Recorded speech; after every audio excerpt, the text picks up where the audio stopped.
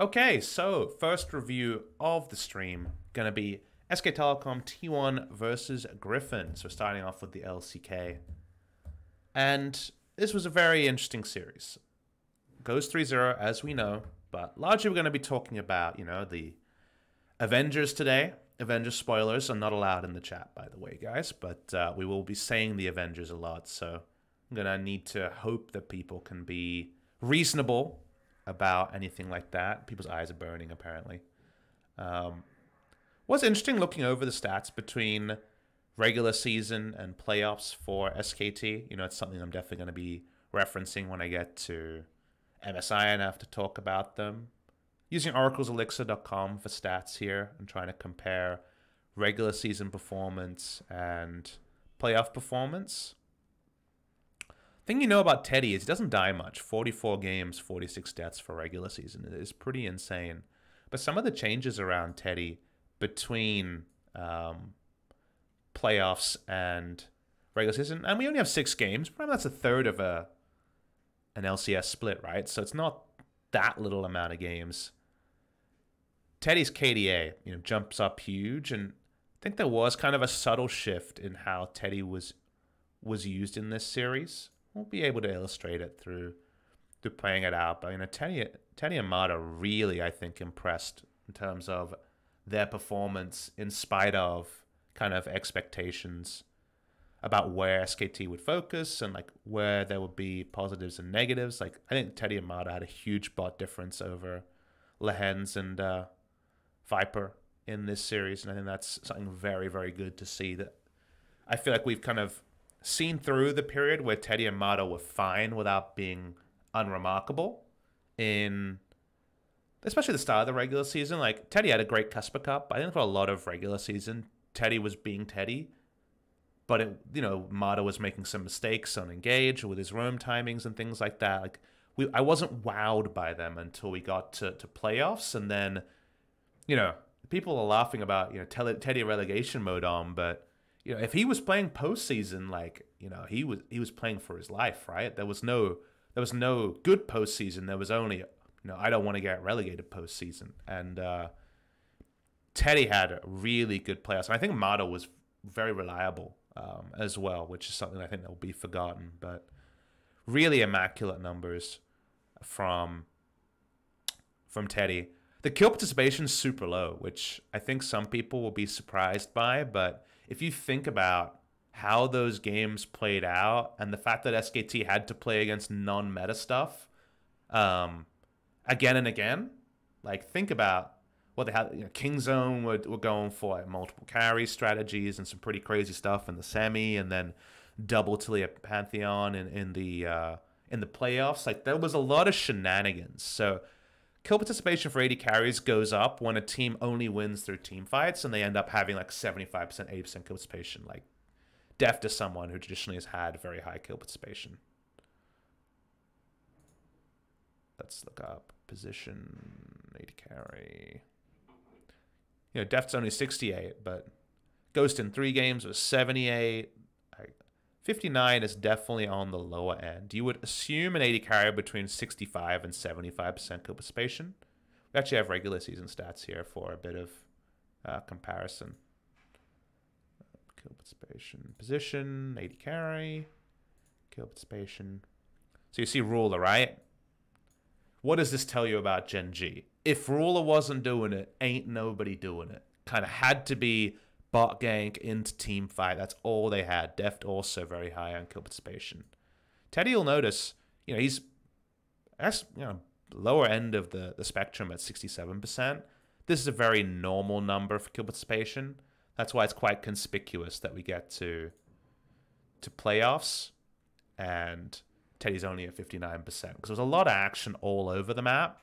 And you weren't really seeing 5v5s. Because in a 5v5, the AD carry usually gets 100% kill participation in the 5v5 if they're winning the fight, just because of the nature of how ADs scale into the late game.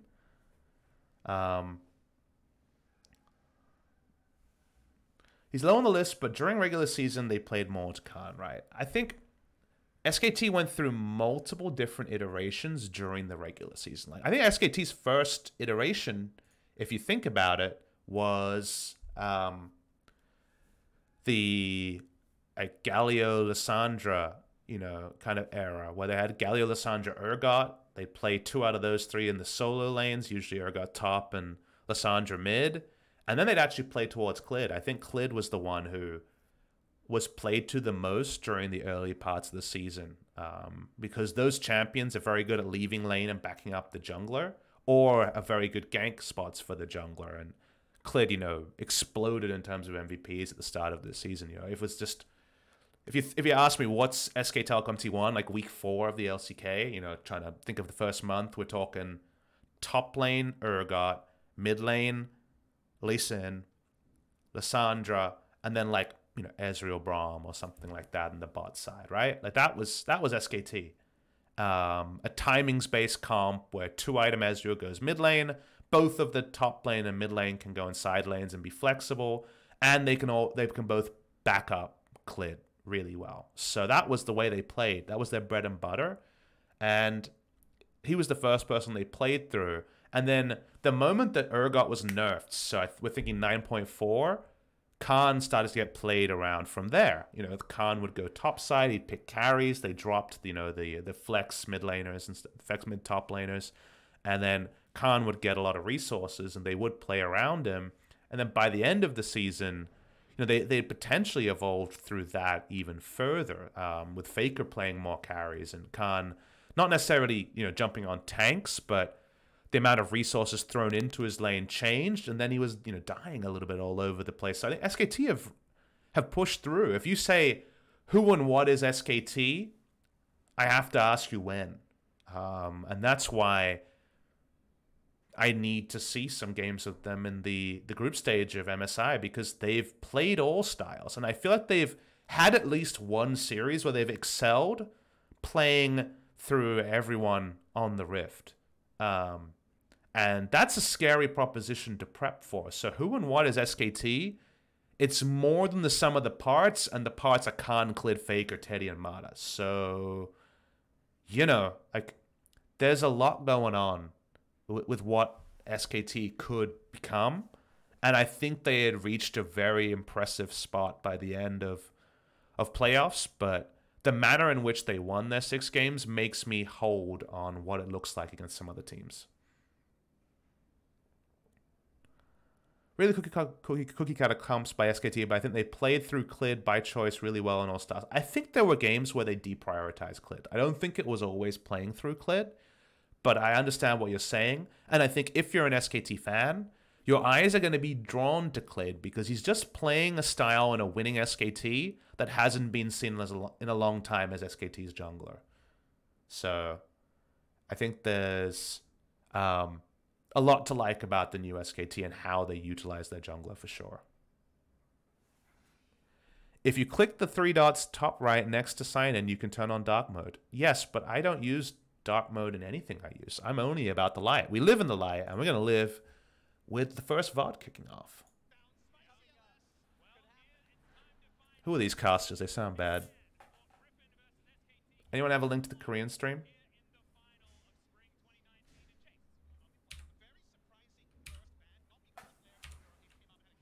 So we'll fast forward here. Honestly, I haven't thought about this series much since I casted it, to be honest. So I'm not going to remember all the orders of champions and things like that. There's actually a lot for me to relive. It's a bit of a memory lane thing. I've been prepping every region other than LCK, right? Because I could not prep and no LCK, but I'd prefer to prep everything else and then see what it when I come back to prep LCK before I go to MSI, what it means in terms of kind of how I reevaluate things with my LCK goggles, like demystified by seeing every other region. So initially a pretty big surprise, right? With my spacebar is being not exactly how I wanted it to be. Why is it not blocking? There we go. Okay. So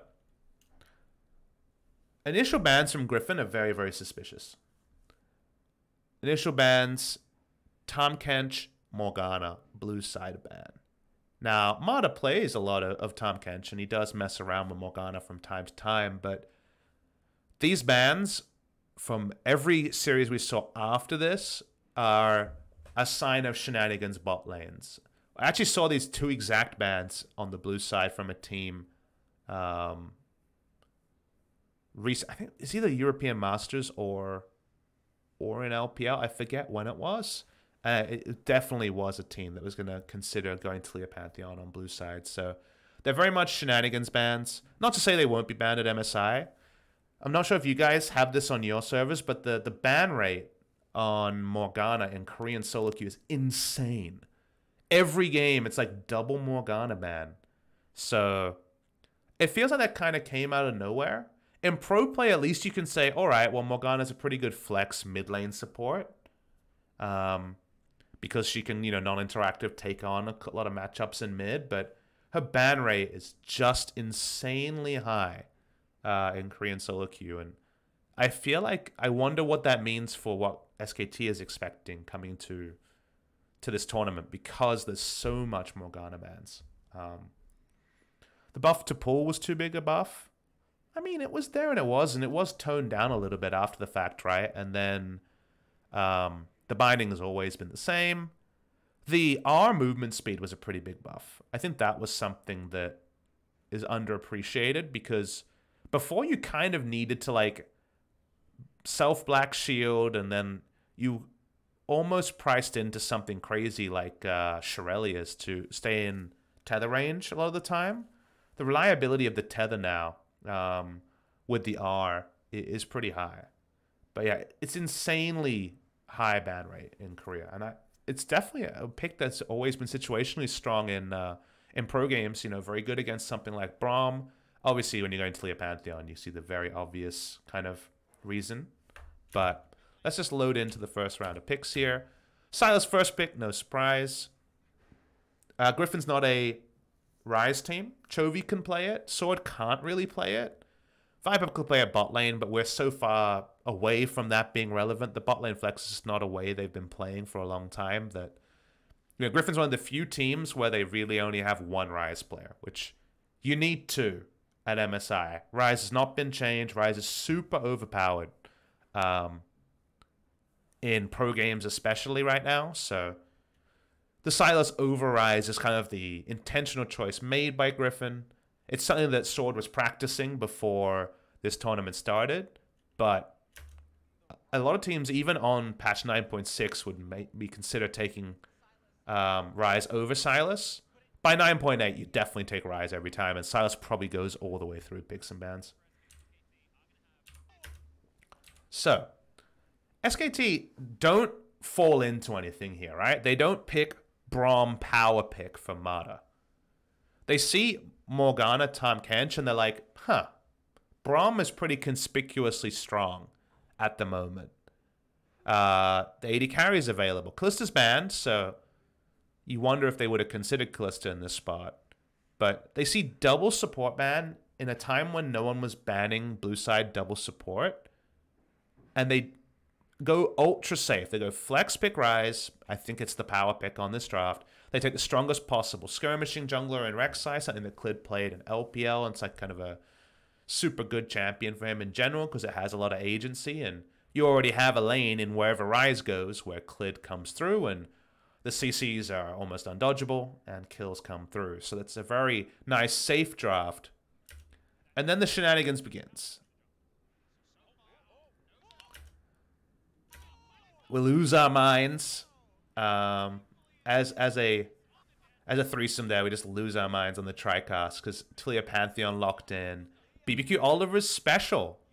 Super hyped to see. It was first Pantheon in a long time. The last Pantheon I remembered was Coco's terrible mid lane Pantheon where he turbo entered on... I don't know if it was CJ or Longzhu, actually. Maybe it was Longzhu. I think it was Longzhu. He just turbo entered on Pantheon mid. I think Kuro had a terrible Pantheon game as well. So they lock in the Avengers, as coined by LS. Now, he usually throws in, like, Clid and Karthus. Not Clid, Kled and Karthus. Kled jungle is a big pick of Malice on BBQ. But it's all about having the globals and having a super strong 2v2 laning phase. and a lot of kill pressure, especially if Morgana, Tahm Kench are banned away. So this is a pretty hype approach, and at this point, you're like, okay, why not? It's game 1 of a best of 5. You're against SK Telecom T1. You've been able to ban it, you know, the Tahm Kench Morgana. They clearly didn't ban either of them, so they didn't see it coming, or they felt like they could beat it. And it's sort of a love letter to when Griffin was their strongest, because they're a team that played Frostmancy. They're a team that played bot lane AP carries before Frostmancy even was a thing. You know, they're a team that was configured to be able to fit in strats like this, and I think Frostfang bot laners are underappreciated. Like, I think we should see them at MSI. I think they're actually good. They were the only kind of the Frostmancy strategy was nerfed in solo lanes, a lot of people know, but when it comes to, you know, duo lanes, it's just potential for more gold than the enemy can get because you have more sources of gold. So Natarik, you know, is another kind of Frostmancy strategy that we'll talk about in a later game, but the soul of that, of wait, Frostfang is pretty OP 2v2, is, I think, heads up, and I think it's smart. And I wasn't upset to see this. I think this was a really cool draft from Griffin. And then we see the Ezreal taken. You either take a support or an AD carry here because you know that it's likely that bans will be sent bot lane. You know, we talked to LS during the game. This is such an awesome thing to happen in LS's big first final.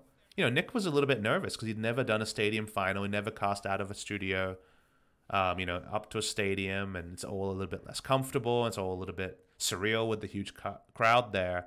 You know, it's his first tri-cast since Worlds 2016.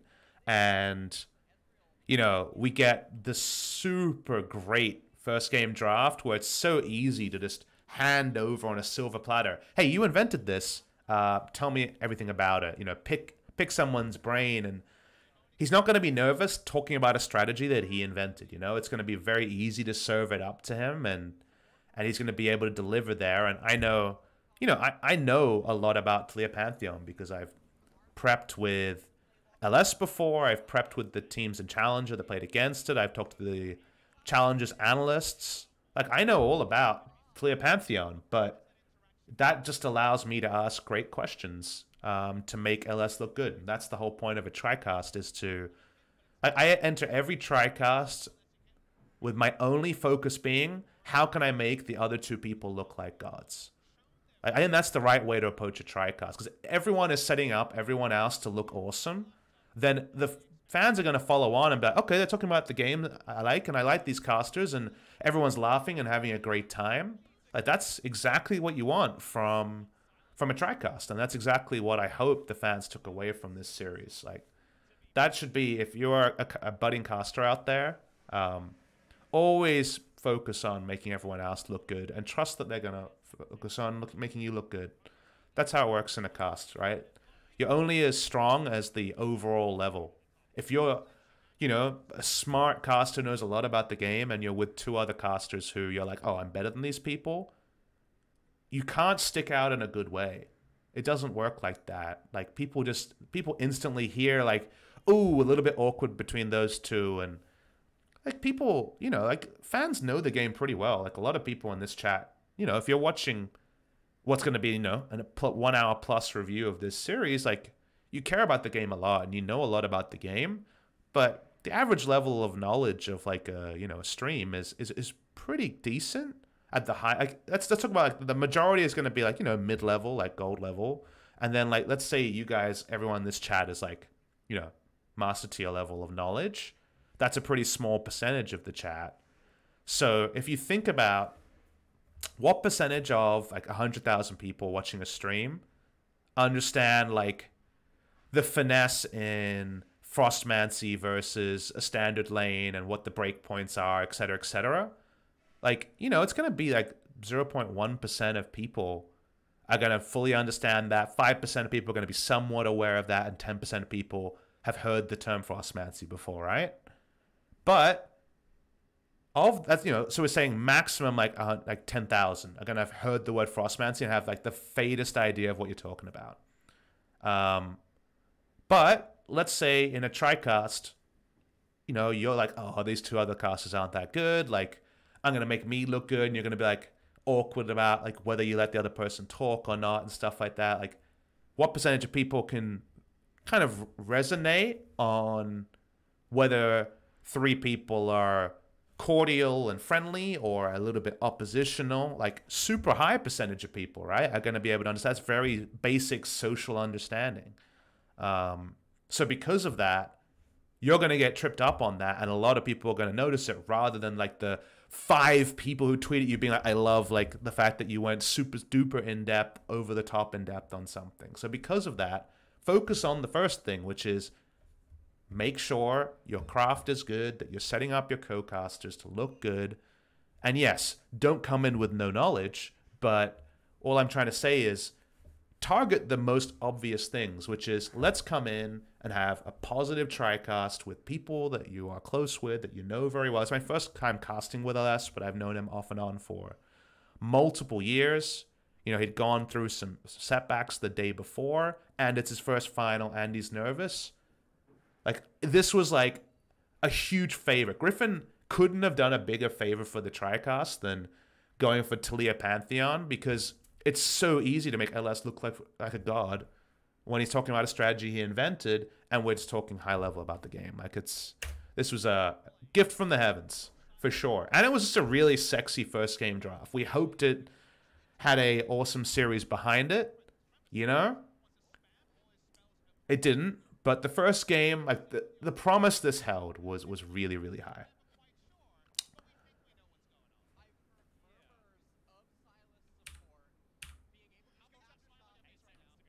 So we waited for 20 seconds, and we got the overall draft, which we'll talk about before we get into game.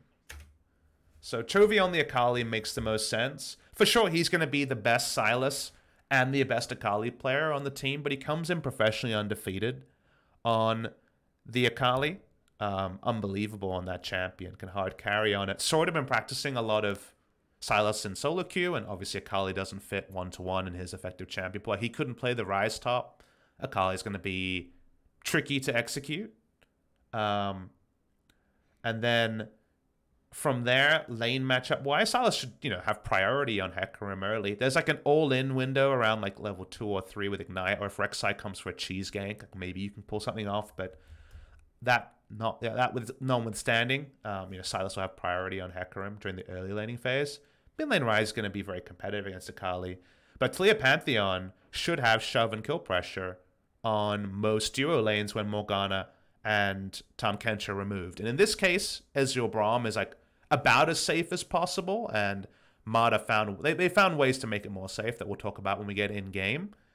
But still, you're so scared to try to get level 1 priority as Ezreal, because Ezreal is very strong at level 1 if he hits the minion wave first and starts queuing, because he gets his attack speed and he's auto attacking, and his Mystic Shot on the minion wave, you know, you're not missing it, right? It's effectively an auto attack cancel. So you're going to be able to push at level 1, and then your level 2 gives you ultra safety. So usually you're like, okay, Ezreal, actually get to minion wave first and you're going to be fine. However, Talia Pantheon, you know, it's the first stage game they're facing against this lane.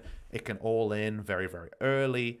Even the burst, like at level 1, if you try to face check the second brush and it's Pantheon stun into full Talia Q and Ignite, like that's like 450 damage, you know, or 400 damage minimum. So you're going to be a lot more scared about hitting the minion wave. So given all of that, getting lane control is tricky. They've kind of done the best available in the Ezreal Braum, but there's priority for Tarzan on a tempo jungle like Olaf to push around, jungle around, and there was a lot to like from Griffin's draft here, but there was always a timer. It's the question I was always pushing to LS is, all right, we've seen this, what does it mean? What does it mean? Because you look at the enemy team, and they've got an 80 carry. Griffin don't, already instantly a huge advantage when it comes to late game team fighting. They've got Hecarim to control space.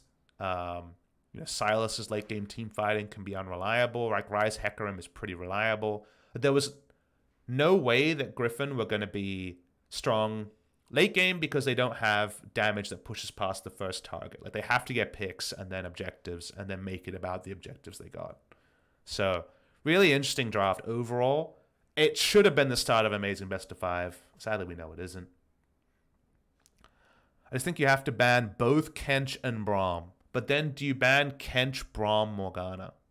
Like, that's too many things to ban, and it's too obvious that you're doing something shenanigans, so they didn't have that many bans. Now, in the second round ban is the one that you're talking about, because it was Ezreal first round.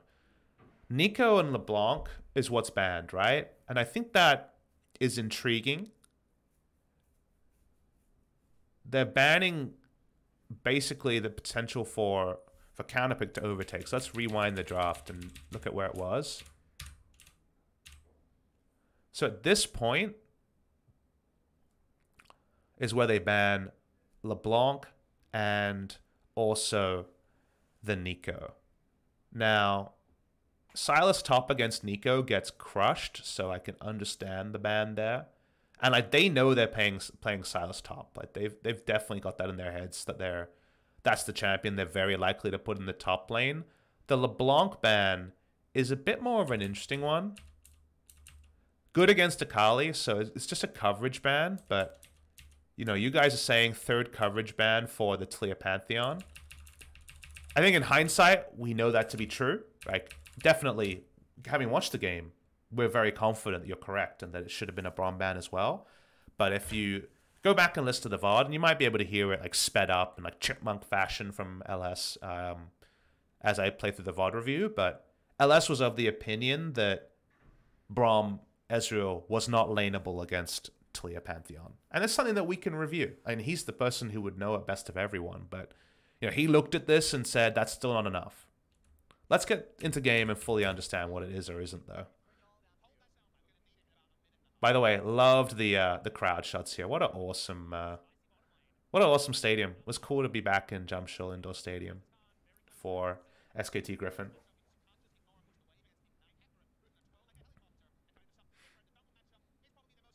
We didn't get the AR this time. I should ask Riot why we didn't get AR. Because if you guys remember, OGN would always do the ones where they would animate the matchup graphics here. So like if it Lehens versus Mata, Mata would like turn and you know, put his arms together in like augmented reality fashion. Sadly didn't get it there, but still awesome. Really nice setup here.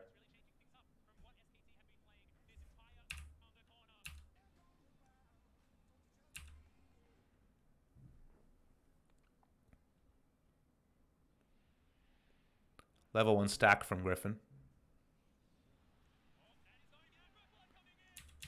So let's see where we get. So we get the info here. So SKT's level 1 is safe. Braum, I mean, can be an aggressive level 1, but you see the enemy team and you're like, shit, I really don't want to die to Pantheon Taliyah at any point. Really, really scary duo at level 1. Like, Pantheon Taliyah level 1 is insanely strong. So even Braum, like, usually the best bot lane, like, best level 1 champion in the game is probably Braum or Olaf. Like, does anyone else have a different opinion on this? But especially for competitive games and especially for like feeling out missions like this, I think Braum Olaf are the god tier level 1 champions for what they're able to do. Because Braum can start off and invade, can get a pick, but can also check brush. And Olaf is the same in a lot of cases. Blitzcrank's good. I'm not sure he's as good as he is in solo queue. I think Braum Olaf I'd take over Blitzcrank. Akali I don't agree.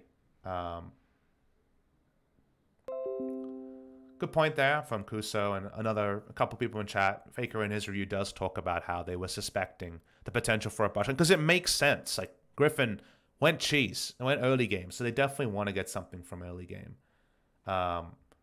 Morgana I think is in with a shout. She's really squishy. And if she misses her binding, she doesn't provide anything other than a ranged auto attack. At least Braum can like get in there and like flash exhaust or like auto attack someone, and his passive means a lot if he misses his Q. But Morg is up there for sure. Yeah, whether it's, you know, again with Faker's review, like we'll definitely take him at face value. So much. Like the pick here, there's one that's underrated, right? Sylas is pretty good level 1. He skills E for lane anyway to get double passive proc. And then the pick power here for Mata is so huge. At the moment he gets hit by the Olaf axe, it's stun into stun. They don't even have to use a flash for it. Like, that's a god tier level 1. And they're even able to get Olaf wards. You know, he wants to have a lot of aggressive vision going down. So nice moment there. Mata just makes a stage mistake. Like, there's not really any way to put it there. It's a stage mistake coming through from Mata to walk up solo and try to make something happen. I don't think any summoner would have got him away. Cleanse Flash, I guess, would have been the biggest shout for it. But yeah, the Olaf slow into the double stun was too much. You have a few options here. So they invade for vision, warding camps. And it's going to be the blue buff steal. So you got to play to your vision. Something that some fans might not be aware of is that when you put down wards at level 1 with a late invade, that actually forces you to play on that side of the jungle, because you can't just back away and go back to, say, your blue or your red when you went for a 5-man invade, because you don't know what wards the enemy put in those areas, and thus you're at minimum giving over information advantage in terms of pathing to the enemy, and likely you could just get 3-buffed. You could just get late invaded. So because of that, unless you're willing to invade early at, like, say, 40 seconds and then re-invade as 5 before minions spawn, and then still allow for your laners to get into position, yes, you can back away if you back away as a team. But the moment that it's like 1 minute 10, like, you're staying. There's nowhere else you can go. So this vertical jungling of Olaf taking, in this case, enemy blue side camps and his own red side jungle bot side also allows Taliyah Pantheon to push in. So knowing that your jungler is jungling on that side of the map and the enemy jungler is 99% going to be on the top side unless he's kind of spotted by wards, tells you that there's no chance of being ganked. Therefore, you can overextend, and it makes a kill lane more reliable. So a lot of people tuning into this stream will know that, but just want to fully elocute that point. I think that's the right word.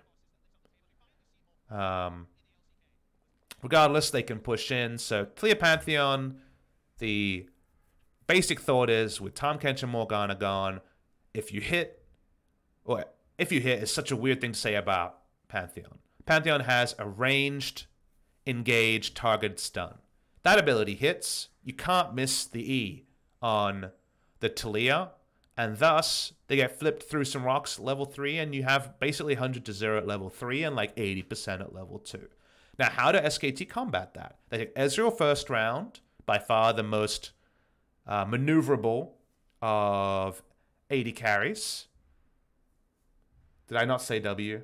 I play a lot of Pantheon. All right, thank you very much, chat. W on the Pantheon. I know it's Spear, Stun, Heartseeker Strike. No, I just said it wrong. My bad. Thank you for keeping me honest, chat. So I always kind of coined Ezreal as a hyper carry of mobility. Like, he's not a hyper carry like traditional AD carries in the late game usually. I mean, the double tier build actually made him a bit of everything, but mobility is something that no one can buy the ability to be Ezreal in team fights. But from level 2 onwards, he has ultra safety. Wait, what are we talking about here? All right, let's do the quiz here. Taliyah Q is the line damage, the W is the stun, the E is the damage, the minefield, I guess you would call it, the unraveled earth or whatever I think it's called. Skill names are hard. I can pull them up on my phone during game. And the O is the Weaver's Wall, Pantheon Q Spear Shot, W stun, E is Heartseeker Strike, R is the global. I know them. If I'm saying them wrong, my mind's in a different place. Sorry about that. There's people shouting at the VOD, being like, doesn't even know! 7-0, by the way. Thank you, Jovi. So Teddy, obviously, is pretty safe, so the first round Ezreal makes sense. The Braum being available, Braum alone, that was the point, is that LS is saying that Braum alone is not fine against Taliyah Pantheon. And I think on a simple level, he would definitely have played scrims to back up that point. He's very confident that Braum is someone that can be taken down. But I love the summoners used here. Notice it's Cleanse from Teddy, so he doesn't give a mundo about the ranged Pantheon W stun. He's got Cleanse Arcane Shift at level 2 or Cleanse Flash at level 1. And Mata has gone heal, barrier, Braum to guarantee they still have a heal in the lane. And also, so heal, Guardian, Braum. I didn't even need to look at the chat to know that. Heal, Guardian, Braum in order to still have a heal in the lane to help with the 2v2. But also have the Guardian for an extra summoner.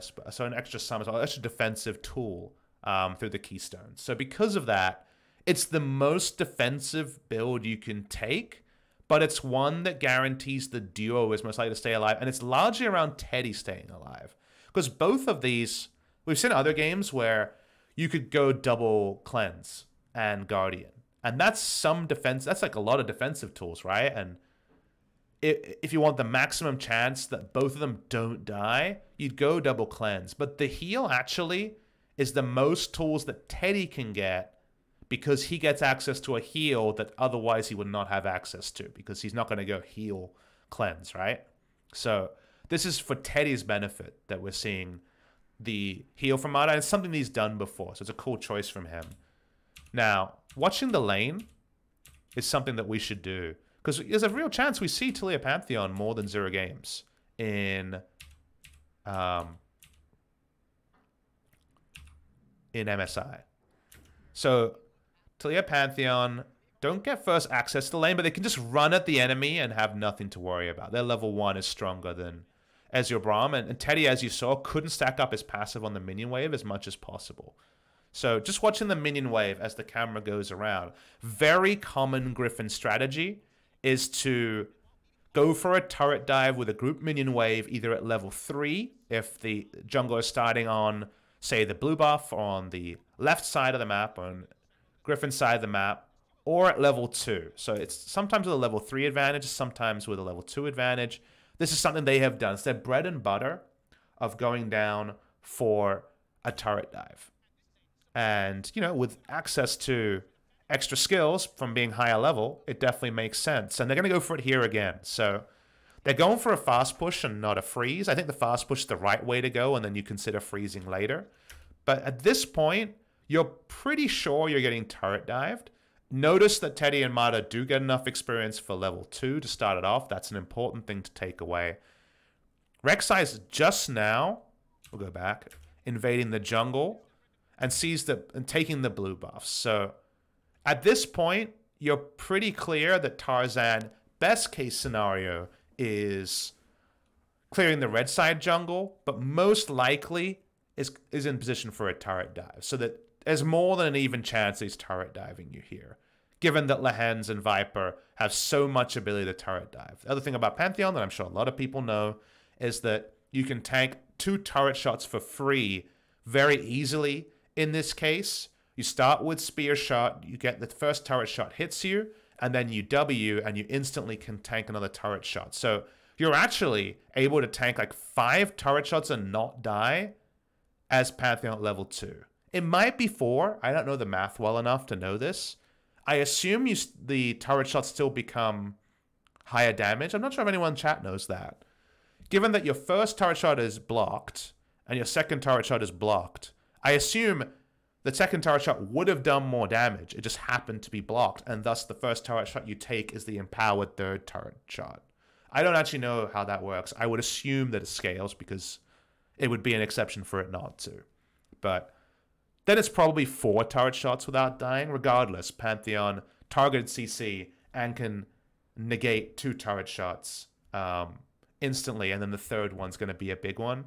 I think you can, at full health, and right now full health is 680 health, I'm guessing you can tank the third and fourth, kind of the ramped up shots, and get away with it. But probably not a 5th. Regardless, a lot of setup there. Tarzan does a lot of damage on the turret dive.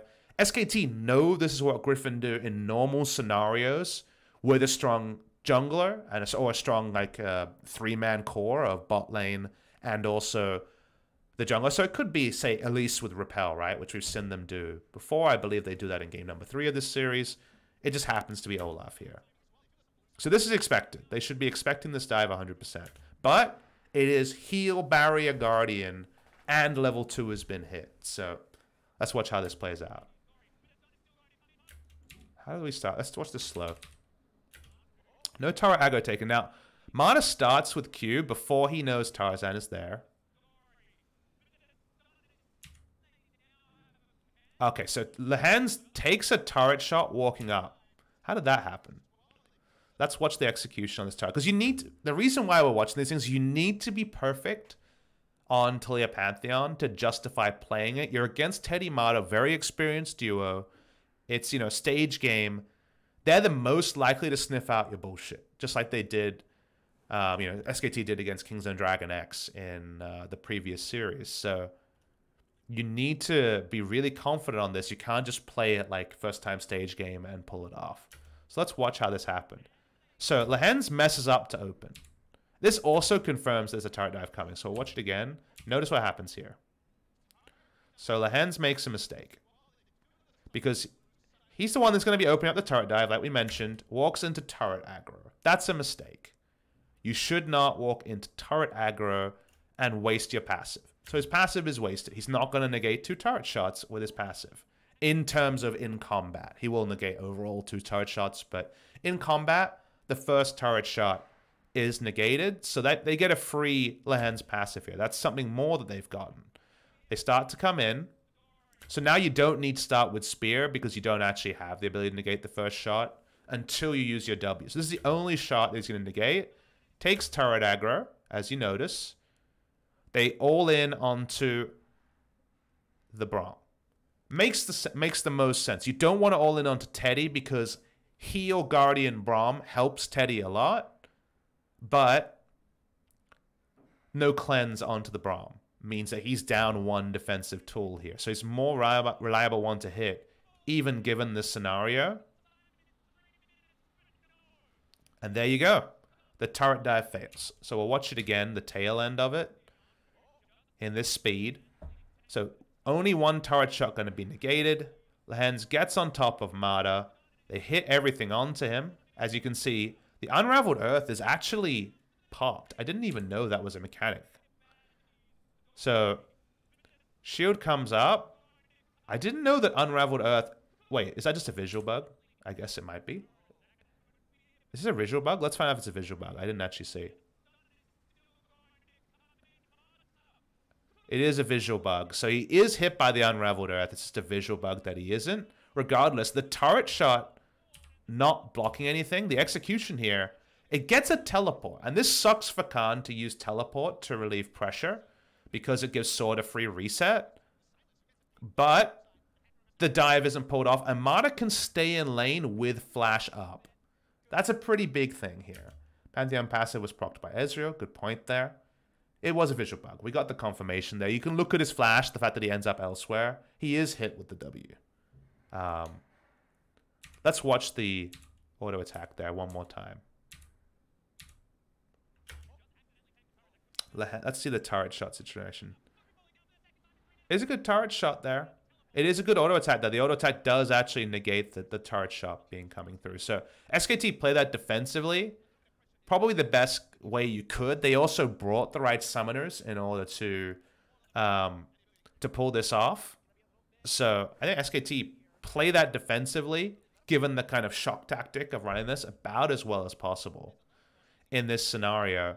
And Griffin make the first mistake with specifically the turret shot being, you know, the passive there from the Pantheon being wasted at this moment. Man, you have to dump so much damage into Unbreakable, Bone Plating, Guardian, Heal Braum. This is literally the fuck you can't turret dive me setup from Mata, which is what the Braum needed to be. And there probably was no other champion that could fit into this spot. So it definitely makes you think about specifically the thought that Braum's not good enough to repel this situation. Because if you think about it, like Braum Unbreakable was always compositionally an answer to Taliyah. Not quite to the Ornn levels, where you can stop the Ornn Horn and Ornn doesn't get an ultimate. But you do block off the ability to control terrain on Taliyah. And it's An ability that's been pretty significantly nerfed. It's not 8 seconds at longest rank or whatever crazy amount it was. It was at least 7. It's only 4 seconds at all levels, but it was always something where it was pretty good. And then it reduces damage on a turret dive, which is also, you know, a scenario that they needed to talk about. Tahm Kench being mentioned. Tahm Kench and Tahm Kench was banned, so that's why that one wasn't there. Tahm Kench Morg banned. So Braum does uniquely fit the spot, and it kind of plays into the question people are asking of why not a Braum ban over the Nico and LeBlanc coverage bans. But I guess Griffin just had a draft they were really confident in. Again, LS, the guy who pioneered the strategy, did not feel like this was going to be enough from SKT, but I think incorporating the runing and summoners here and the misexecution by Griffin, we can't scientifically say it was 100% Braum is enough. We have to say that in this scenario, with a little bit of execution fail from Griffin, it doesn't work. But overall, definitely worked from SKT.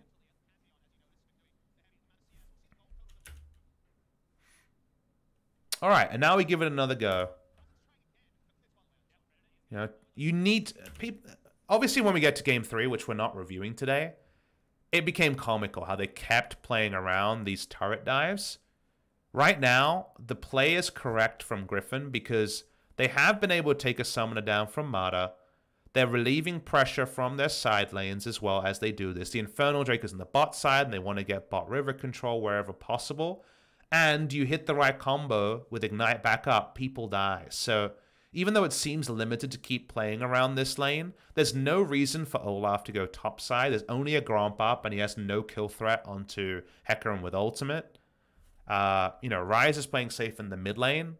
This is the lane to play around, and it means that Rek'Sai is going to have to spend all of her time bot side, much more than she wants to counter ganking, and not actually making proactive plays, which takes away Rek'Sai's strongest phase of the game. Clean stuff from Chovy.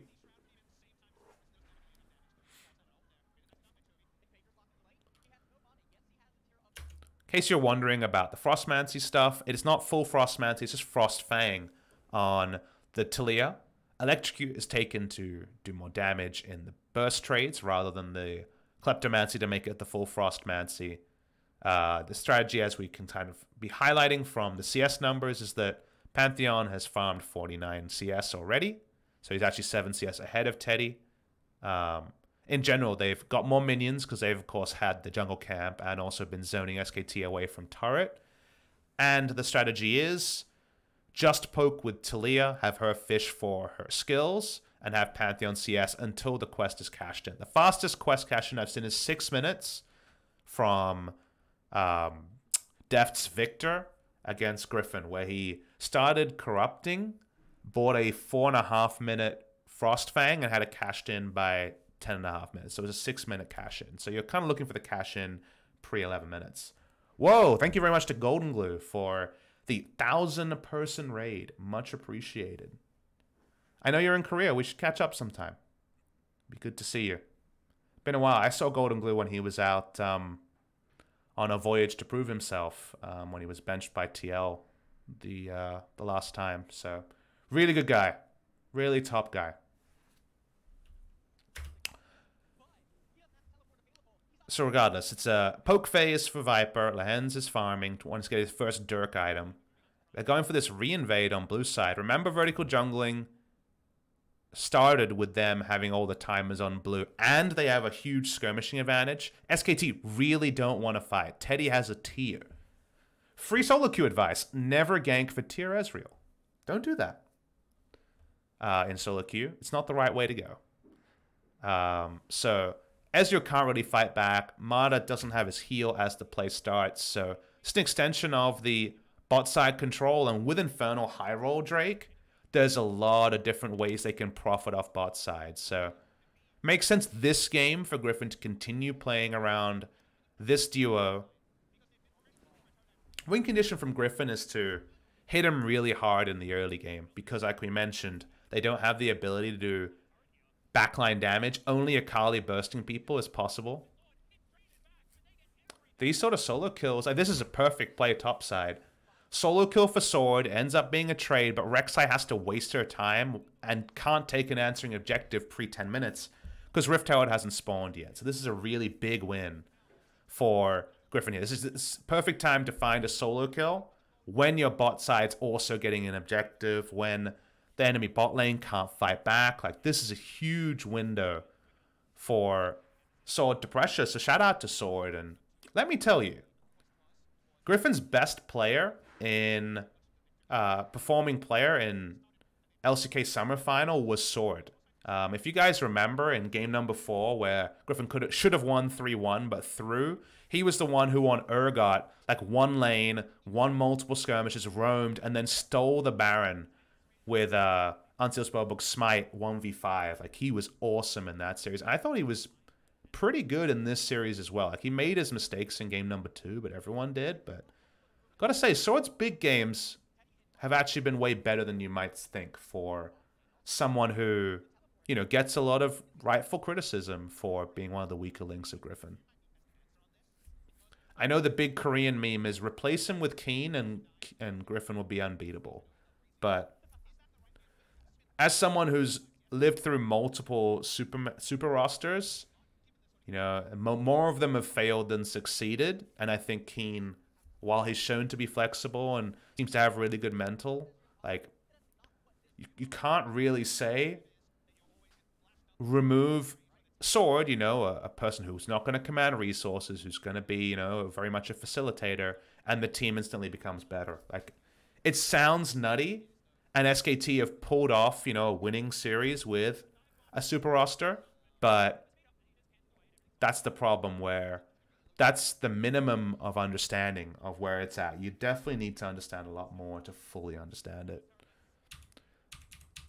Should talk about the play, because we're talking more on a macro level. So, push in a recall here. They've only got one turret plate, but remember that just as the Rift Herald spawns, this rotational play happens. This is another sign that Griffin are practiced on this duo. Really smart rotation here.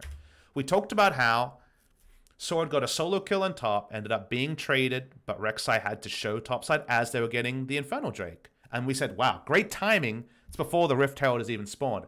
As the Rift Herald spawns, Griffin push in the bot lane, get a nice shot because they get, you know, almost completed Dirk item into Lost Chapter on the Talia, and they counter roam topside onto the Hecarim at 10 minutes when Rift Herald has just spawned.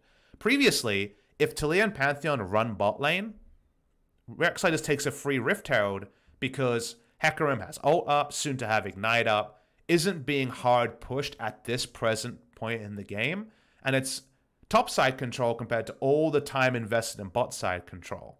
Instead, Griffin subvert this by roaming topside at 10 minutes with globals, with an Olaf. They transition the control they had in bot side to top side with numbers, and I think not enough teams are good about this. Too many times you'll see vertical jungling is done to get bot lane ahead, and then at some point, whether it's 10 minutes for Rift Herald or earlier in the game or later, you know, the truce of I control the bot side camps, you control the top side camps is ended, and then the jungler reinvades alone thinking, oh, I'll just go top side, I'll be fine, this is my blue, and doesn't actually respect all the vision that was left. The Gospars, the trinket wards, the control wards that could have been left there, and the fact that the enemy has perfect timers, and they just die in the transition. We saw Team Liquid doing this a couple of times in their FlyQuest series that I reviewed one of the final weeks of the season. Instead, Griffin outnumber when they're reinvading topside, so they show a lot of respect on the top side, but they do it at a time where they can get another global objective, and it plays into their win condition of pushing in the early game and getting as much as possible before overall team comp counts against them. So the timer here, looking up on the screen, seeing 10 minutes for this lane swap, sending 2 people into Hecarim's lane, and Hecarim can't deal with 1v2 very well because he has like an effective range of like 300 on his Rampage, his Q. By the way, the Pantheon ult there is pretty bad, but the Pantheon ult is just pretty much a hidden hope trying to get him out of the lane. Like if they get the ultimate from Hecarim there, it's fine. We're gonna have Pantheon ults to criticize in the future. This one's much more of an alpha, this is my lane now, by the way, ult, than trying to kill the Hecarim. Like, it's going to require a huge mistake from ult up Hecarim. He even had devastating charge up to not get away in that situation. So it was a Predator into Pantheon, Grand Skyfall timing that ended up looking a bit silly. However, it's another case where, look at what happened on the map. Pantheon ults top, they push in and start ganking turret plates as Olaf was able to take the Rift Herald. They can just nuke down this turret, and you're making a negative tempo play bot side. You know, you watch the replay here. Look at what's happening. Let's try to zone Sword away, who's Glacial Fissure, you know, decently tanky with flash up. Silas, who's pretty hard to turret dive. There's no objective bot side in the Infernal Drake to take at the same time.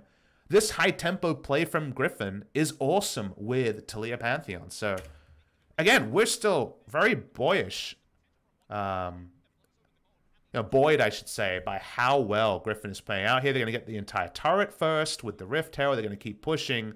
Like, the amount of tempo Griffin's showing with a tempo draft. And again, tempo is a buzzword that I think is overused by myself and other casters. But tempo is, in League of Legends, kind of the speed at which you're playing. And a tempo draft is one that overextends well and then takes objectives from it well.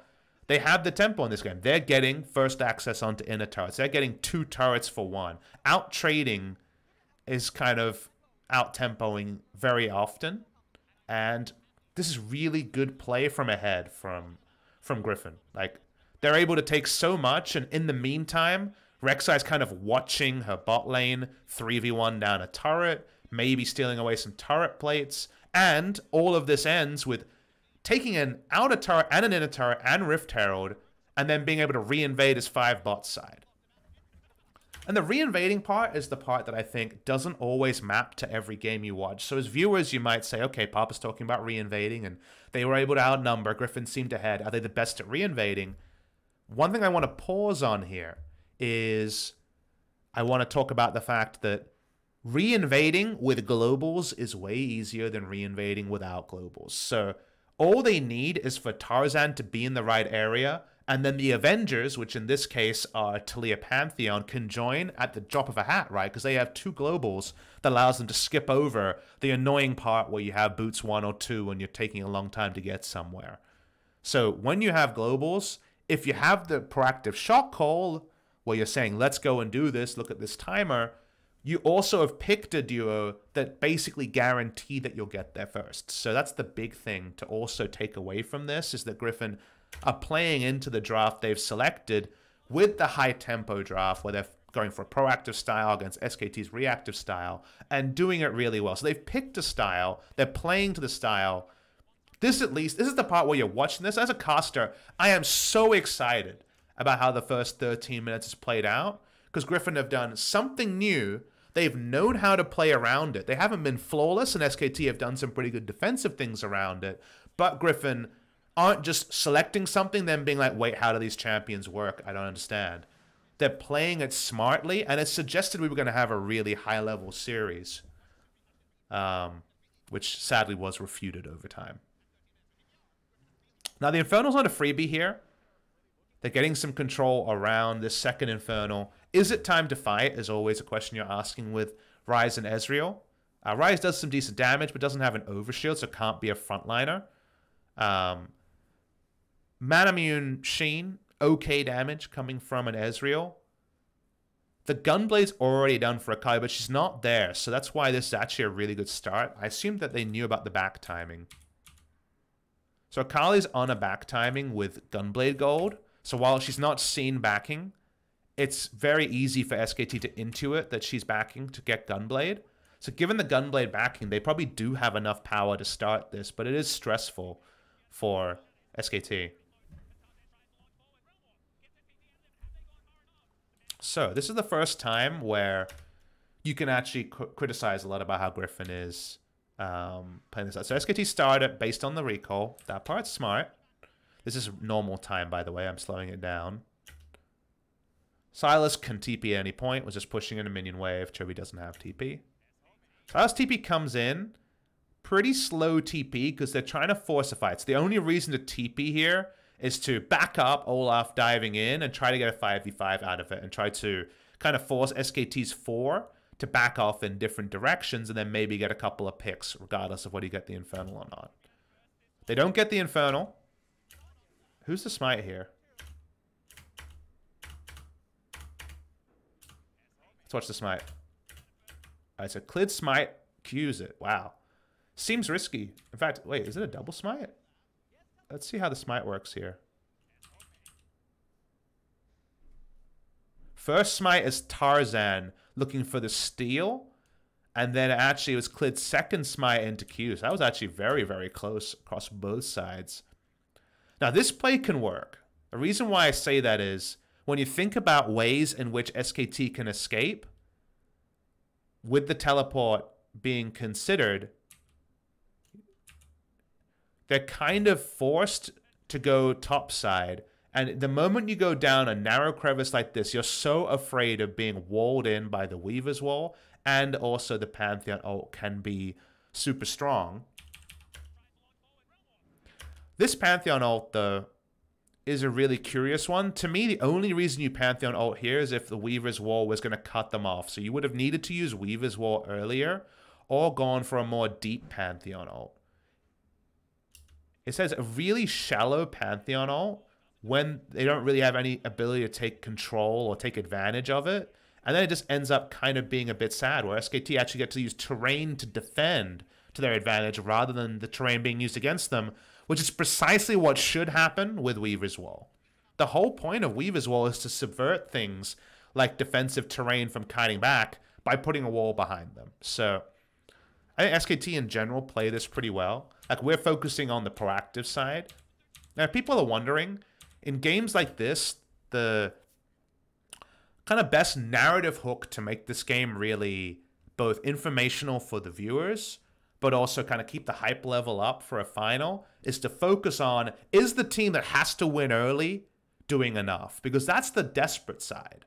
Because SKT can be winning by just farming it out. They get to a point in the late game where their standard comp wins, right? That's how it works. So to keep the tension in the cast and to keep it like, keep your eyes peeled, guys. Is it enough? Is it enough? That's way more hype than they're farming cool gold. So that's the reason why in a game like this, you want to focus on Griffin's perspective because they're the ones that put the onus on them to end early.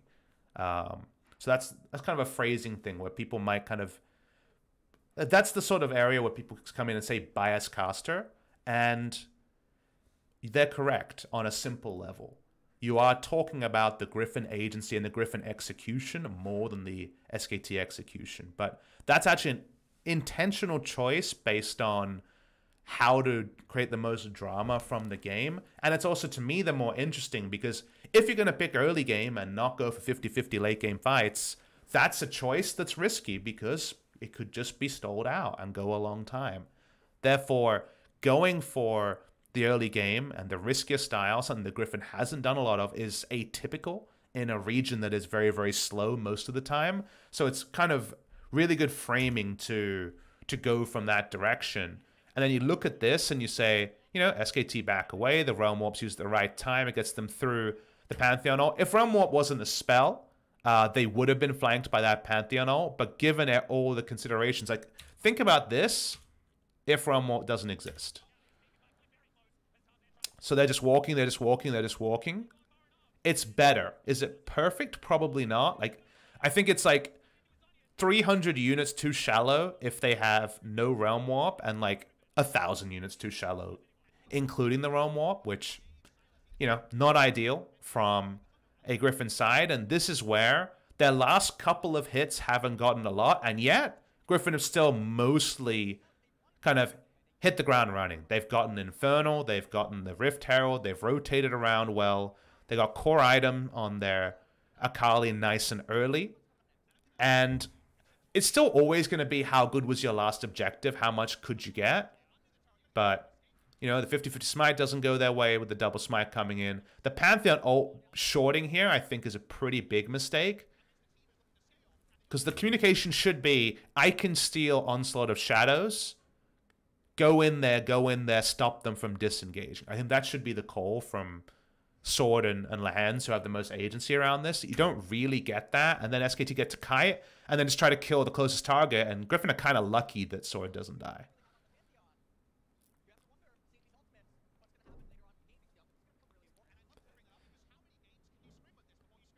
Like, if I was a betting company, by the way, nice amount of turret plates coming in here. Is that correct? Yeah, so 8 plates. Is that correct? Oh, it includes the bonus. Okay.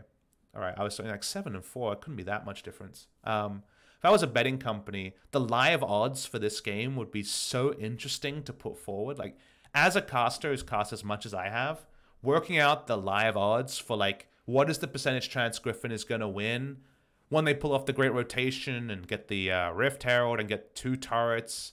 Like, at that point, you're kind of like 59, 60, 40. But then they lose the fight most recently. And then, like, if you really pushed me here and said, what percentage did Griffin win this game? I'm like 53%. Like, they've done just enough to be ahead of the clock. And yet, SKT win a lot of scenarios the game goes on. So trying to work out how much is enough is the really fun discussion I got to have with LS. Is a lot of, okay, you're the expert on this duo. They've gotten a lot. Like, clearly Griffin have not been outscaled at this point. They've made a lot of good moves. Their macro has been pretty good with a unexplored comp at LCK level. Is it enough? And it was really fun to pick his brain because I had my own opinions, but I thought for the cast it was much more interesting for people to hear from the expert on the Avengers comp. Avengers expert, by the way. Definitely tweet at LS for all your Avengers needs.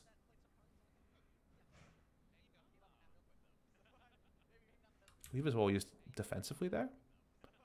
Oh, it's a rotational Weaver's Wall from Viper just to push out.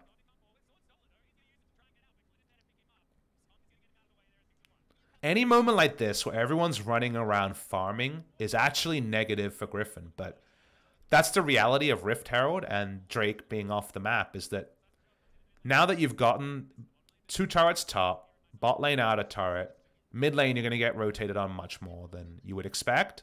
It's very hard for Griffin to grow their lead again until there's something to fight over or until there's an objective on top side and bot side in this particular game. So right now, there's only an objective spawning in a minute on bot side, so SKT get important farm numbers in, so Trinity Force done on the Hecarim. Trinity Force soon to be done on Ezreal. Might have it on this back, I would assume. There you go. Trinity Force Gold is done. I'm asking LS now in the game about how much is enough. Notice that some people actually find it hard to gauge values, and this is going to be a tricky thing, I think, for some people to equate from time to time, but you look at Talia versus Ezreal, and we had a game where Victor went Frostmancy and had 1,000 gold lead on the enemy AD carry. You don't see that here. So you want to just look at the first line and say, okay, well, Ezreal's actually 700 gold ahead of Talia. And then that part is true, but you also have to incorporate that 12,400 gold has been picked up by Viper and Lahans, and Ezreal and Braum together have only 10,700. So given that together, we're talking about 1,700 gold, you know, is the difference of the duo on the side of Griffin, and the individual lead is 2,300 gold for Pantheon over Braum. And what does that mean is a hard question. And I think it means a lot and it means nothing, because Braum is a champion just like Taric who does a lot of work with no items. You know, Unbreakable doesn't scale on anything other than cooldown reduction when it comes to the first skill. The future skills, because damage reduction obviously is relevant to your health pool and other things. But, you know, Braum does way more with no items than Pantheon. In fact, Braum might be one of the best champions with no items. And Pantheon is one of the worst champions with no items. So, given that duality, you need Pantheon to be ahead. But Pantheon's performance in a team fight is always going to be more conditional than Braum's, even with this level of gold lead. Even though the Pantheon has a lot of CS and a good amount of gold, there's no guarantee that he outperforms the Braum, even with this much of a lead. So it's one of those things where Taliyah Pantheon is doing what it needs to do, and if it outnumbers, like if it hard ganks someone and 12,300 gold shows up in the top lane, none of this matters. But in a 5v5, we're kind of at like parity in most expected fashions of how Taliyah Pantheon will perform compared to Ezreal Braum, even though there's so much more gold from the duo lane of Griffin over the duo lane of SKT. Like, it's a very kind of weird technical point, but you have to project forward to, all right, show up with these champions, even with your gold. How often does Pantheon perform? If he didn't have his items, almost never. With these items, if you perform the action perfectly, then yes. Also, at some point, obviously, Pantheon falls off very hard in terms of any sort of 5v5. So even looking right now,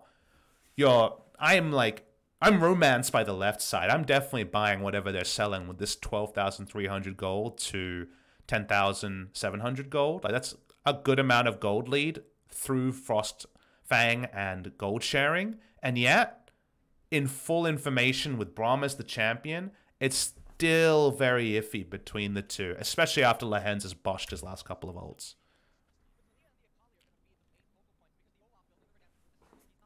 So from an SKT side, double control ward around the blue. That's probably the most you're going to be able to stick here, which I think is important. So if we take the SKT perspective as the team that's going on to MSI, I think they're defending around the one area they want to defend around that they can also defend the wards around. I know I said defend a lot of times, but Griffin lose this game if they don't fight around objectives. So you want to fight around an objective, but you don't necessarily have the easy ability to litter the river with wards and not be Taliyah flanked or Pantheon flanked. Therefore, you double down on first 2 minutes before the Infernal spawns, fighting over your blue side control. You want to keep blue buff with unique vision, so you can't be teleport flanked, so you can't be face checked on and taken down before Infernal spawns. And then as you get down less than a minute, you start to push the wards into the Infernal pit and also into the river, because now you feel strong enough to defend those without being flanked. So this is SKT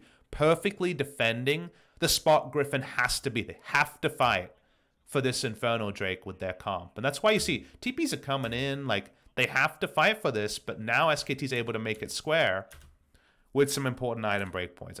It's actually pointed out in the chat, but look at the back timing here. But Teddy does the unthinkable. Do you guys see it? Watch Teddy's items.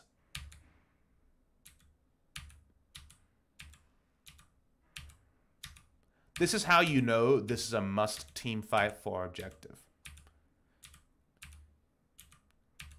He gets Trinity Force, like we say, but he doesn't just sell boots. He sells free-ass boots. Like, no one ever sells boots. Ever. They're free. Captain Flowers, somewhere, is shocked by this moment of free-ass boots being sold. But that is how important the next fight is.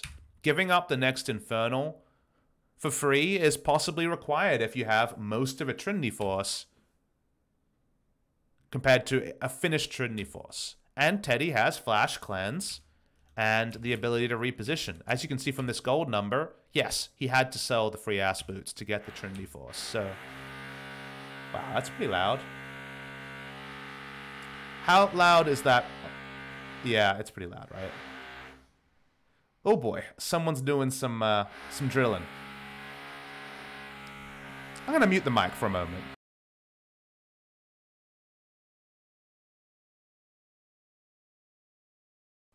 Hoping that goes away, but they're doing some construction downstairs, so we might have to work our way through this one. 10 out of 10 loud, I'm hearing. It's not terrible, I'm hearing. They're moving in downstairs, so yeah, it's not ideal. All right, what I'm gonna do is I'm gonna push up my mic a little bit and just try to speak loud. I can't actually control for people drilling, so let's go with this. Push up my mic a bit. All right, so let's talk about what's happening here in the game. So we talked about how nefarious a point this is and how it needs to be evaluated. It's audible. We can still hear you clearly. Well, it's gone for now. I'm sorry, I can't control for that sort of a thing. But following into this particular fight around Infernal, the fact that they're selling free-ass boots to make this happen tells you everything you need to know about how important and pivotal this fight is. They cannot afford to give it up for free to Griffin, who need to fight for every objective. So you all need to be shopped and ready to go at every moment. Otherwise, if you're not shopped, if you don't do all the due diligence in moments like this, you lose the Infernal.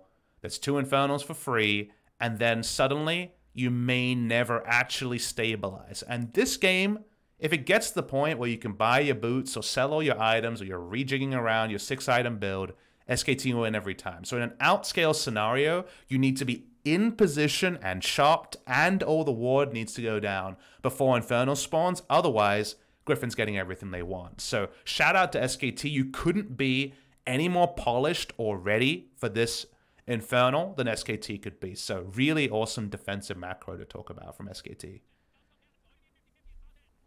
And yet, as you can see, this time, one smite is used, it's Tarzan's. They lose the Infernal.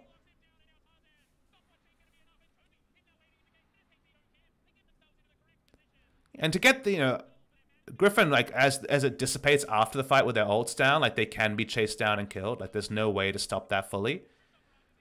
So the overall trade right now is 3 for 1 and double Infernal, which is probably the kind of maximum acceptable losses. If you lose 4, it's definitely not worth it. If you lose 3, it's arguable, because still there's gold immediately going into SKT.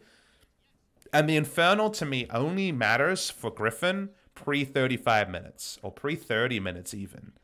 Like, once you go past 30 minutes, once SKT have their gold, it doesn't really matter that Tilia's hitting the front line 8% harder, 16% higher, whatever it is, for a second stack of Infernal, because you're just out-comped 5v5. So the Infernal is really important for Griffin, but you kind of need to get it almost bloodlessly. Otherwise, SKT get their item timings. Of course, 3 kills is, 300 times 3 or some modifier of that. Big smite for Griffin to pick up, though. Like, it keeps them relevant, but I mentioned before how it was like 53-47 Griffin before that Infernal started. Now, even though they got the Infernal, I'm like 52-48 Griffin. Like, that's how surreal, like, a fine line we're on. Why didn't Silas use stopwatch? This question in chat. I didn't see the Silas situation. Let's watch that.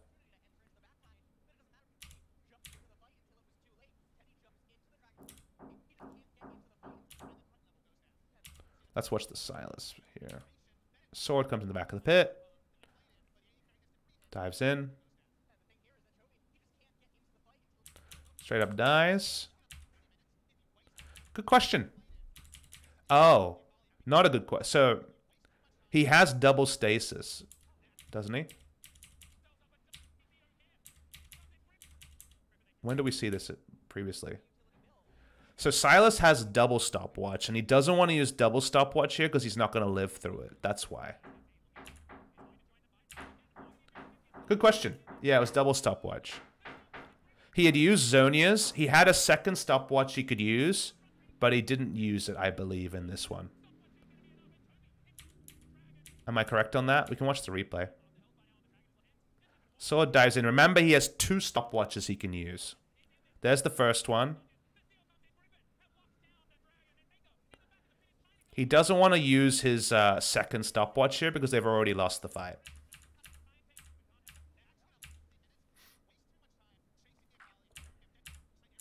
To answer your question, he had double stopwatch and didn't want to use the second stopwatch in that fight. Double stopwatch is a huge bait tool because even if you kind of know it, you really don't expect it. So he had already used his Zonias. He didn't want to use his second stopwatch to get the 5-second stasis duration because he wants to stack it later to control space. Yeah, it feels like 52-48 Griffin. And if the game stays at this game state, it's not a one-to-one scale. It's like almost like a logarithmic scale, like, or an exponential scale. Like SKT, as each gold comes in, spends it better than Griffin from about the 40,000 gold mark onwards. Like, it almost feels like there's like a currency exchange thing where SKT's spending dollars and then Griffin's getting punished changing currencies and getting much less out of each dollar spent, or in this case, 1,000 gold spent post 40 minutes. So we're at the dregs of Griffin's strongest point in the game. And this was the point where, like, you know, when I'm asking LS about where the game's going, he's much less kind of confident. And that's why we get this play. This is a very important play. So now everything has to be huge out trade by Griffin, otherwise SKT are in huge control here. So let's talk about SKT's setup for the next play. SKT's focus, we already mentioned it. The game is about Baron. Baron is spawned. It's double Infernal. Griffin want to fight for Baron and fight for a single objective and know that SKT comes and fights it on his 5v5. That's the most that Griffin can hope for. They're not really in a position where they can get random catches around the map like they can during the laning phase. A Pantheon ult during laning phase is such a strong tool because you can ult into turret and then negate multiple turret shots and get kills, and that's the place where someone feels the safest. However, outside of lane, as we've noticed, much harder to get the same value, much harder to get catches even with Taliyah Pantheon, and there's not a massive gold lead as we can see, only a double Infernal to single Infernal lead. So realistically, the best Griffin can hope for is we get to an objective, we put down forward wards, and we catch someone with Pantheon, Taliyah, and Akali. So SKT know that. They know that Baron is the objective they want to defend as a 1. So they've invested a lot of wards onto Baron control around the top side. Faker pushes up with Rek'Sai coverage. So this is not Faker boneheadedly pushing up. He does have some coverage. But actually, Griffin have a deep control ward that hasn't been scouted out that gives them some information. And they have those globals we mentioned about. And this was exactly as LS is saying, okay, I just don't think they can force anything. And given that information we've talked about with specifically the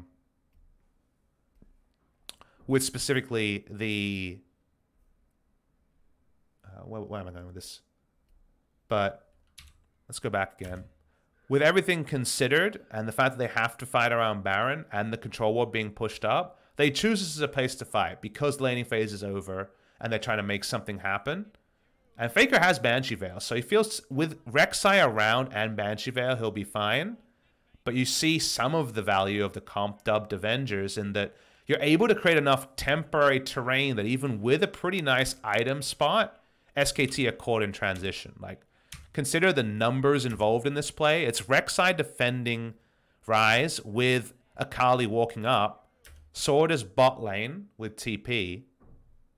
And suddenly, Ground Skyfall, Faker not being able to get in is so big. And they even have both a decisive TP spot and a nice roam top at the same time to outnumber. Right? This is a sort of pandemonium that Griffin had to make happen. And like we mentioned, pre-40,000 gold, had to make happen now. And that's definitely more than cookie cutter play would get you. If you tried to play very standard with these champions, like, you're getting nothing. But they have to expend quite a lot to get it. Flashes are used. Ults are used. Viper's mana bar is quite low. Those catches into Baron, and this could have been a very different series. But they get the absolute maximum here. And the SKT VOD review around this is probably going to be about we needed eyes on Pantheon earlier. Because if they know Pantheon is ulting, Faker just disengages a bit further, like an extra half a screen. The play never works. But Griffin get some nice synergy going here. You know, for all the bad Pantheon ults, this is not one you could call a bad Pantheon ult. And in transition, SKT, they've got control wards. You know, they are traversing territory. But let's see when everyone understands this play is happening. Like, Ezreal's clearing minions, right, as Pantheon's ulting, and then has to walk up. So Ezreal can't be involved from the start. Hecarim's teleporting, but he teleports into an inopportune spot because the Weaver's Wall spot is really good. Like, Griffin have very fine lines to get more, but they get enough here to make this work, and yet it still doesn't pay off in a Baron. Like, the payoff here is still what's not what's expected. They basically got the famous Craigslist moment that you think you got a good sale going, You get in there, and then you arrive with the item, and they're still haggling. And you're like, but we finished the deal. Like, Griffin did what seemed super hard to LS and me, pulled it off in about the best way possible, and yet SKT didn't give over a Baron from that play. And that's the sort of delay that slows down things once again overall to the pace that SKT is looking for. Some questions on Chovy in the fight. We can watch down. Let's just review Chovy in this play. So Chovy comes in ostensibly with everything up, opens with ult.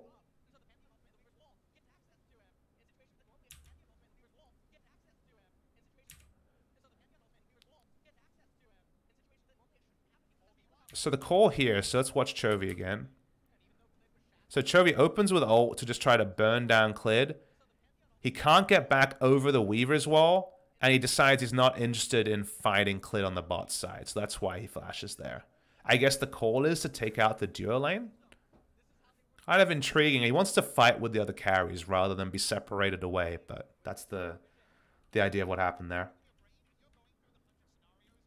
Still haven't used double stasis. Sword holding on to that.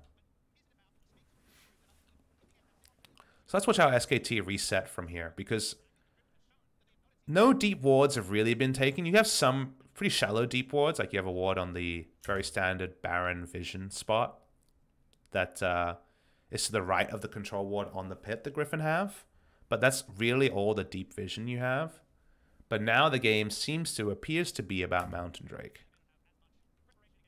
With the control ward not being cleared for this long, you know that Griffin aren't actually making a Baron Vision play because someone would have walked up to contest that vision by now.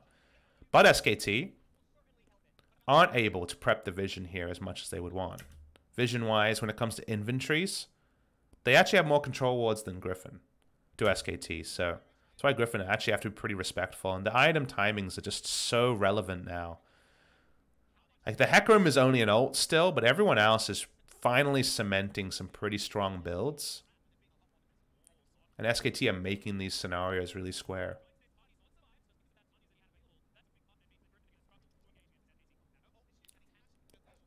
Side lanes. You know, Griffin fine on the top side, but not actually pressuring on the top side.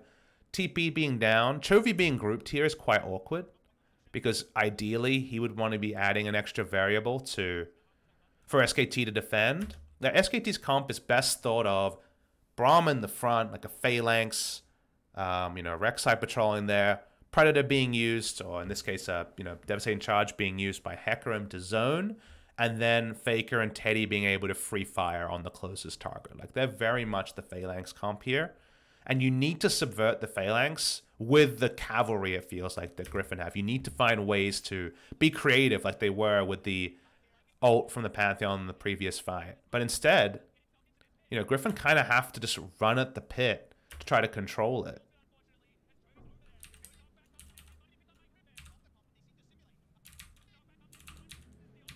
And so with the Phalanx, they do tricky things. They throw down the Weaver's wall and they try to force it. So watching the pit, that means that Khan could go in to try to disrupt, but he could just be burned down. He only has a Spectre's Cowl, no more.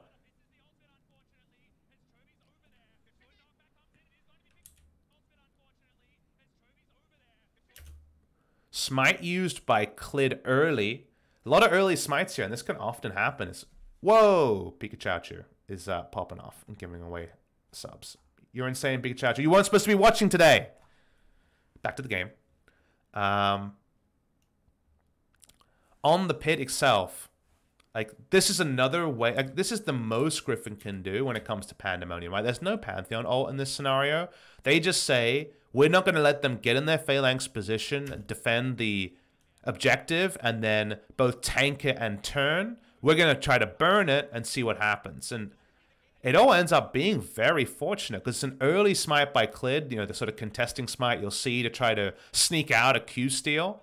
You know, the smite comes in at 930, and it just ends up being Olaf getting out. They get the objective. Now it's double Infernal Mountain. And, man, like, Griffin have to push so hard to do this. And if you ever needed kind of a visual reminder of why you should be concerned about the scaling of a comp, like think about how much Griffin is having to roll and then how lucky they have to be in Smite 50-50s to get the objectives they need, else they lose the game. Like the amount of Griffin do this, one, else 99 times SKT win, are super high. But that's, again, the cost of business when you're going the Taliyah Pantheon kind of Avengers route. So Griffin, again, stay relevant. Like, we're, again, pretty close to a line ball here. We're getting further and further away. Like we mentioned, every gold spent over 40,000 for SKT is big advantage to them in terms of the relative efficiency of their item purchases. And yet, you know, it's still pretty close to even. Do you think their comp would be better if they ran Sonataric instead of Taliyah Pantheon? So Sonataric occupies the same mind space as Taliyah Pantheon because it's Frostmancy Sona. In this case, it's Frostfang Taliyah, but they're very, very different. Sonataric is late game, we win button. But Taliyah Pantheon is early game, we hard win lane button. So they're very different identity-wise. See ya, Pikachu. Thank you very much for the donation. And I think if you go Sonataric against SKT, both as a 2v2 and in terms of how they evolve, that's very bold to go ultra late game against SKT, especially with what they've been showing, right? And also their historic reputation. So Griffin went the opposite. They went ultra early game against SKT. So to answer your question, they're similar, but actually pretty different. And thus, I think overall, I probably see the value of Taliyah Pantheon a little bit higher than Sonataric against SKT. But when it came to game number 3, I definitely would have preferred to see the Sonataric. So I was surprised that we only saw Taliyah Pantheon. Getting back to the VOD. So Griffin just running at the Baron. Like they have to. They're trying to burn it down. And it's one of those scenarios where you kind of have to go for the 50-50 here and see what happens. And then they end up getting it. And look, they won a lot of Smite battles this game. And I know Clid got some criticisms for his Smite. But given the scenario we were talking about where every gold was being outspent, let's talk about what information they had. Khan can't be there. As we know, Khan is bot lane, doesn't have TP. So it can't be a 5v5. The moment that Ryze is actually still spotted on the minion wave here, he actually can't make it into the pit that quickly. So the chance of there being lots of variables here, like yes, Ryze with a full information could get there, but it was really tricky for Clid to get the steal here. And there were a lot of scenarios else lose that we've been talking about. Griffin know that, and they make the hard force. So this is like a Baron out of nothing from taking a 50-50, and it plays into the strategy that I talk about, that unless SKT make a mistake, almost every scenario post 40,000 gold, they win. They've had amazing setups like we saw defensively around the Infernal Drake, the second spawn Infernal Drake that they were able to secure on the bot side. So given that, the moment you see Ryze going top side and Hecarim going bot side, Griffin say, well, if we lose every scenario outcomped in the late game, let's make it about us now and try to make it a 50-50. Because a 50-50 in the hand is way better than 10 90s that you can take on command later. There's a famous saying to that. A stitch in time saves 9. I want to say that's the one. There's also one about birds. Maybe someone in chat can remember. But take the close to 50-50 opportunity you have right now over this like mythical future where something's going to fall on your lap and be way better. Because the future's not coming against SKT. They're too strong to make mistakes like that. And thank you to BoXO. A bird in the hand is worth 2 in the bush. This 50-50 in their hand is worth way more than a theoretical 70-30 in the future that was never going to happen. Thank you very much. Chat knows these turns of phrases better than I on that one. So now Griffin, now Baron, and now SKT have to problem solve that. You look at how Griffin will use Baron. They use Baron to get strong turret dives. That's what you do with Baron on the side of Griffin. Their side laners can be annoying and they can do chip damage, but they're not really going to explode turrets. And Ryze can be competitive against Akali under a turret.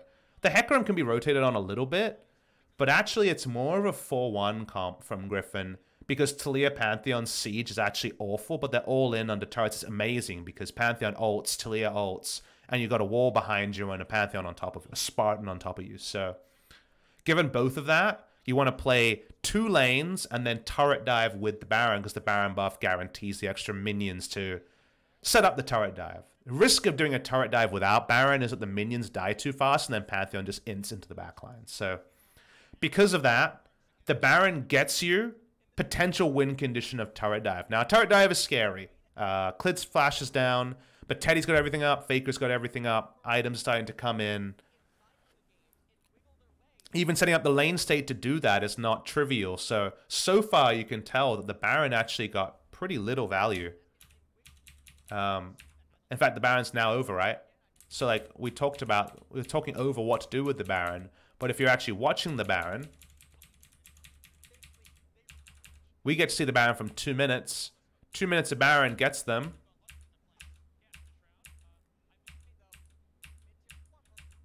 Mid-outer. Mid-outer. They get nothing else. They can't even set up a turret dive because the steps to actually get a turret dive needs intermediate vision through the enemy jungle. It needs so much setup to be able to take anything with the Baron that they actually just get a Baron gold. And then you do the 1+1 that Papa's been talking about and you say, well, you got Baron gold and outer mid lane turret, but wait, the Baron gold, you know, that instant 1500 onto your team is actually counterfeited in some ways because that 1500 gold is worth less than any gold SKT gets post 40,000. So actually, they really get almost nothing out of the Baron. They get positioning on a Mountain Drake after the fact, but they kind of have to do it all over again on the next Baron, and this time SKT can set up defensively, they can push forward vision, they can make it a lot more predictable and get that 5v5 they've just been craving. So you see the amount of stress and the amount that Griffin have to outdo SKT, but you also see how good SKT has been defensively, and that like the couple of lulls, the really small lull around the Baron where Rise just went back to top lane and that allowed them to bulldoze it, that got Griffin a Baron that really only got them like a window to a second Baron rather than actually losing anything. So credit to SKT's defensive macro in the early game, and then just the fact that they drafted smartly. Like I think the Ezreal Braum needs pass marks on dealing with the Pantheon Taliyah, especially if you throw in heal Braum with Guardian to make things even harder. Does Griffin usually play early game comps? Good question from Mudda Hater. No. They started the season playing fast and loose a little bit, but actually Griffin's was kind of a miscast, and people think of them as an aggressive early game team. I don't. I don't think of them as an aggressive early game team at all. Like, Pantheon Taliyah is the epitome of aggression. I think they're a calculating team. I think they're an assertive team, and I think assertion and aggression are like subtly different in a couple of different ways, but they're not an aggressive team. And this sort of a game quickly devolves for Griffin into requiring just straight up aggression. That's something that, you know, IG is really good at, aggression. But I don't think Griffin are innately aggressive, and it shows in little things rather than big things. Like the Pantheon ults were not aggressive enough. They were at the right time, but they weren't aggressive enough. So they were assertive rather than being aggressive. So I hope that answers your question.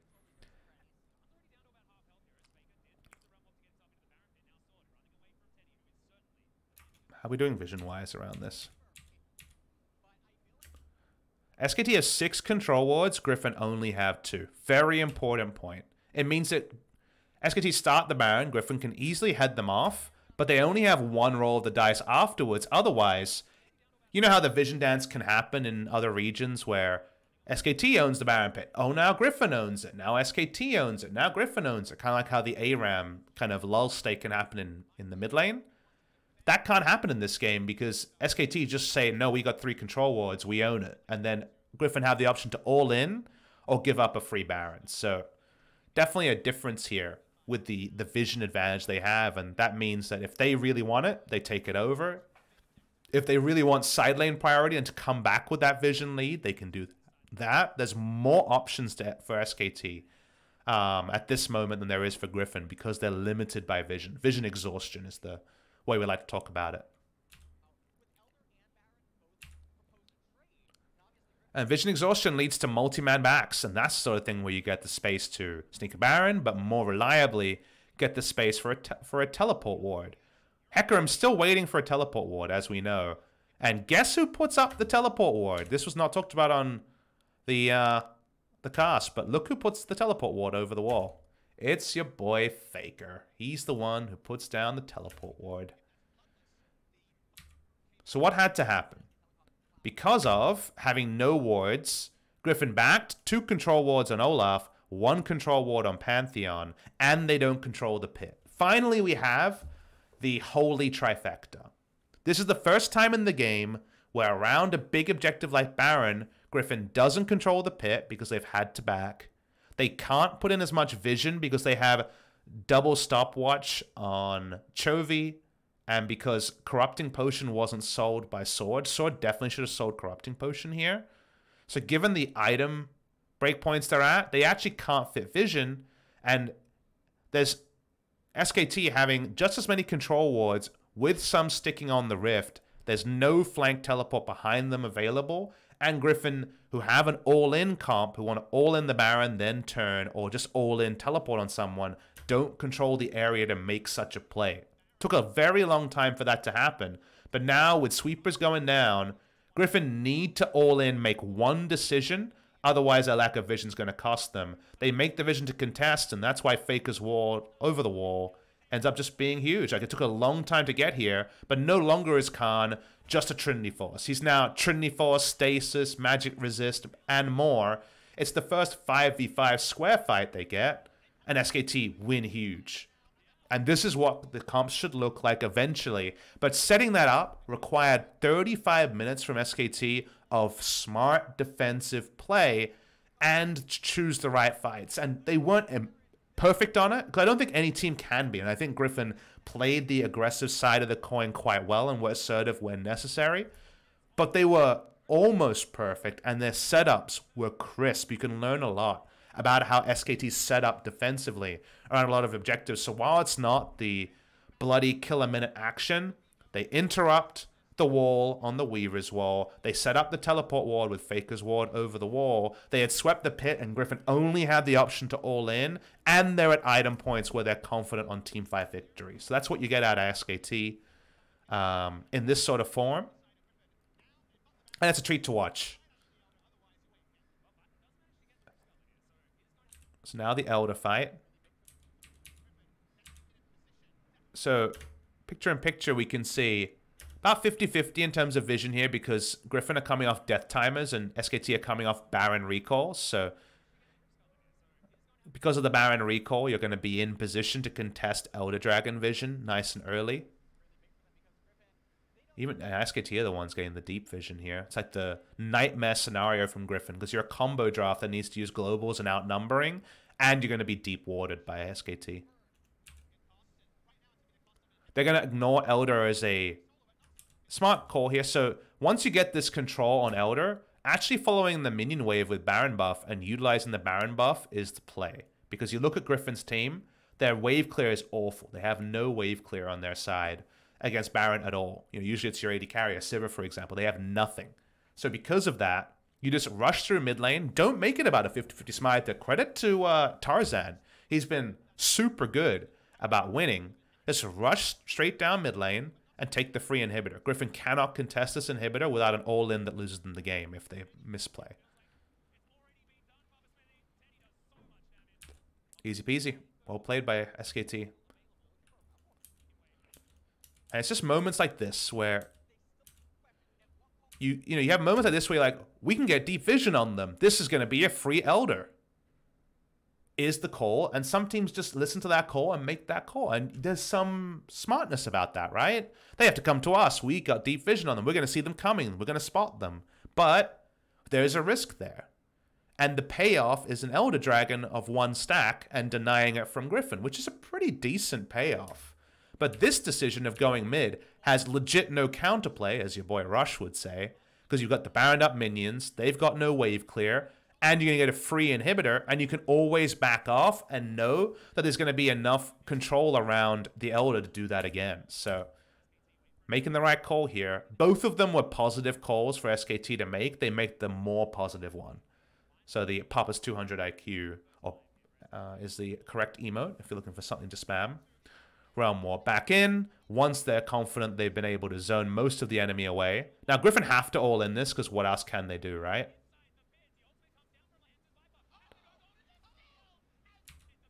How does he get it? Let's watch this one slower. So Tarzan doesn't have flash. That's why SKT burn. Wait, did he man drop it to death? I think he did.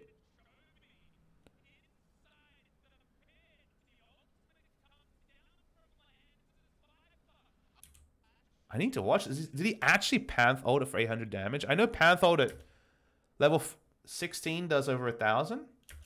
Did he actually man drop it to death, or did he auto hack it? Let's find out. Do we think he man dropped it? So Clid smites. Let's watch where Clid smites. Clid smite was like under damaged by like 50, and he man dropped it to death. All right, if you're a big PapaSmithy fan, or a big Griffin fan, I want to see, because I always talk about Goomba stomping as Pantheon, because, you know, you come down and it's like squashing a Goomba in Super Mario Brothers. I desperately need Lehens in either a Mario or Luigi outfit. You can decide. Maybe Luigi. I actually don't know who's taller between Viper and Lehens. It might be Viper, but in a Viper or...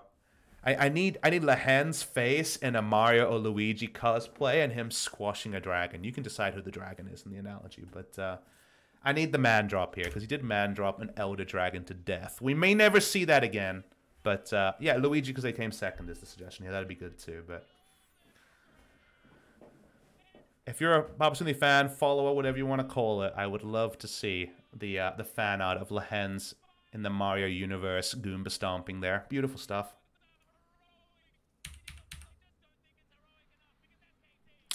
And you see the problem in that, yes, you can use all your tools to all in onto the Elder, but you're going to be aced for it because you've used everything just to get there in a scenario where the enemy is in position.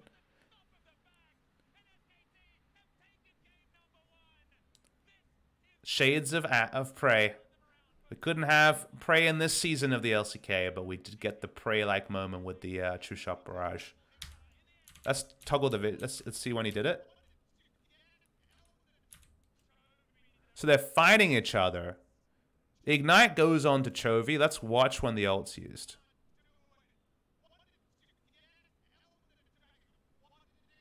Gets the kill. Backs off.